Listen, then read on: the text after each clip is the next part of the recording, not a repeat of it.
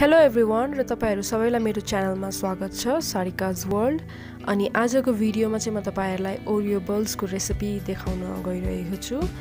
अनि प्लिज यो भिडियोलाई अन्तसम्म हेरिदिनु होला।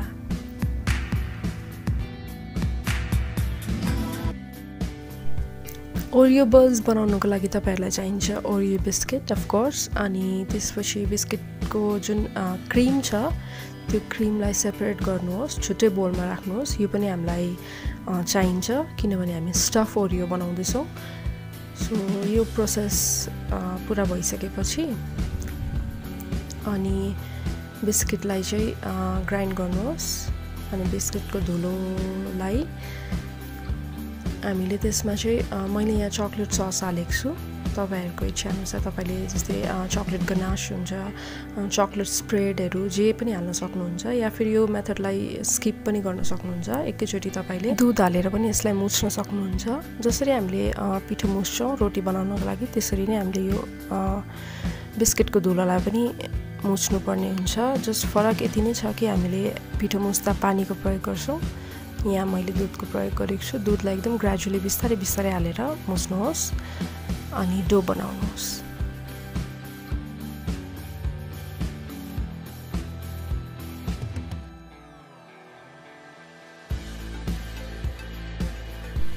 अब डो बनिसकेपछि एकछिन यसलाई साइडमा राखौं। अनि जुन अघि हामीले क्रीम सेपरेट गरेको थियौं, छुट्टै राखेको थियौं, त्यसलाई पनि हामीले यसरी नै मुछेर डल्ला बनाउने। यो चाहिँ अलिकता स्टिकी हुन्छ, च्यापच्याप हुन्छ, तर नो प्रब्लम। अब यो मुछेको बिस्किटको डल्लालाई हामी सानो सानो भागमा डिभाइड गर्नेछौँ। अनि तपाईहरुलाई कत्रो साइज मन पर्छ त्यही अनुसारले तपाईले राख्न सक्नुहुन्छ। अनि सरी मैले यो भन्न बिर्से कि जुन मैले फर्स्टमा देखाएको थिएँ दुईटा बिस्किट, त्यो बिस्किटले मैले बनाउँदा अलिक नपुग्ने जस्तो भएर चाहिँ मैले फेरि एउटा बिस्किट थपेको थिएँ। सो तपाईहरुले अन्दाज गरेर बनाउन सक्नुहुन्छ। यो चाहिँ अहिले चाहिँ 3टा बिस्किटले बनिएको हो। अनि जुन क्रीम थियो, क्रीमलाई पनि हामीले सेम इक्वल अमाउन्टमा डिभाइड गर्नुपर्छ जुन त्यो बिस्किटको डल्ला छ त्यही अनुसारले। आफ्टर दैट अब हामी स्टफ गर्नेछौँ त्यो क्रीमलाई ओरियोमा। त्यसको लागि बिस्तारै यो बिस्किटको डल्लालाई अलिक च्याप्टर बनाएर त्यसपछि जुन क्रीम छ त्यसलाई हालेर अनि कभर गर्नेछौँ बिस्किटले नै।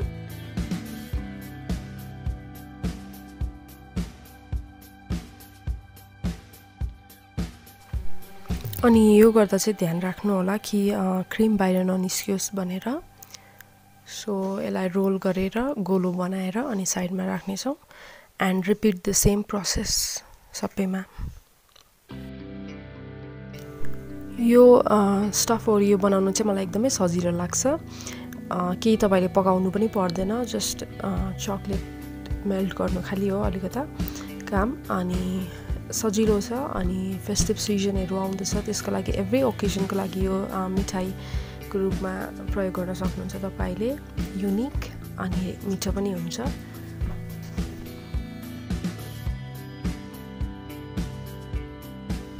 अब हाम्रो स्टफ बिस्किट रेडी छ। हेर्नु भयो हैन, यो एकदमै सजिलो छ बनाउनको लागि। अब लास्ट प्रोसेस के छ भन्दाखेरि हामीले यसलाई चकलेटमा डिप गर्नुपर्ने हुन्छ। सो त्यसको लागि मैले यहाँ डबल बोइलिङ मेथडको प्रयोग गरेको छु। पानी एउटा भाँडामा उमालेर अनि मैले चाहिँ यहाँ डार्क चकलेट लिएको छु। तपाईहरुले नर्मल चकलेटलाई पनि मेल्ट गर्न सक्नुहुन्छ। त्यो मलाई एक्चुअली चाहिँ मलाई त्यो चाहिँ ठीक लाग्यो। डार्क चकलेट अलिक तितो तितो खालके यसको टेस्ट आउँछ, त्यही कारणले चाहिँ मैले यहाँ यो मेल्टिङ प्रोसेसमा सुगरको युज गरेको छु। अनि त्यसपछि अलिकता बटर पनि यसमा मिलाएको छु। तर तपाईहरुले डार्क चकलेट नगरेर नर्मल चकलेटलाई पनि मेल्ट गरेर डिप गर्न सक्नुहुन्छ। So that's up to you. अनि अब यो चकलेट मेल्ट भइसकेपछि चाहिँ हामीले त्यो बिस्किटलाई यसमा डिप गर्नेछौँ। यो चकलेट चाहिँ रनी कन्सिस्टेन्सीको हुनुपर्छ। अनि अब यसलाई झिकेर एकछिन सेलाउन राखेर अनि त्यसपछि मात्र डिप गरौँ। अनि बिस्किटलाई बिस्तारै चकलेटमा डिप गरेर अनि म प्लेटमा राख्दैछु। ध्यान राख्नु होला कि हामीले प्लेटमा तेल ग्रेज गरेको हुनुपर्छ, तेल लगाएको हुनुपर्छ कम्ती। अनि चकलेट बल्स माथि चाहिँ मैले केक स्प्रिङ्कल हुन्छ जुन, त्यसलाई मैले राखेको छु। तपाईहरुले पाउनु भएन भने जुन टुटी फ्रुटी हुन्छ त्यस्तैहरु तपाईको चोइसले जे पनि तपाईले एड गर्न सक्नुहुन्छ सो सबै सेम प्रोसेस रिपिट गर्नेछु म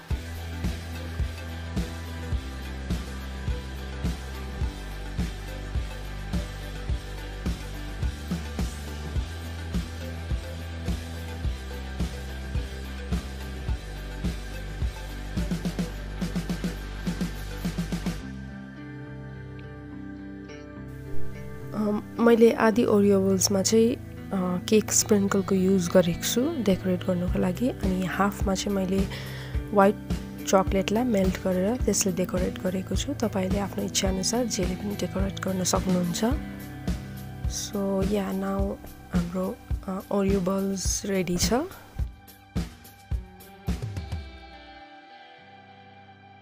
अनि यहाँ तपाईले हेर्न सक्नुहुन्छ मैले एकछिन यसलाई फ्रिजरमा राखेर अनि हेरेको छु आम गर्न सो यु कि भित्र कस्तो देख्छ भनेर सो एउटा नाइफको हेल्पले म काट्दै छु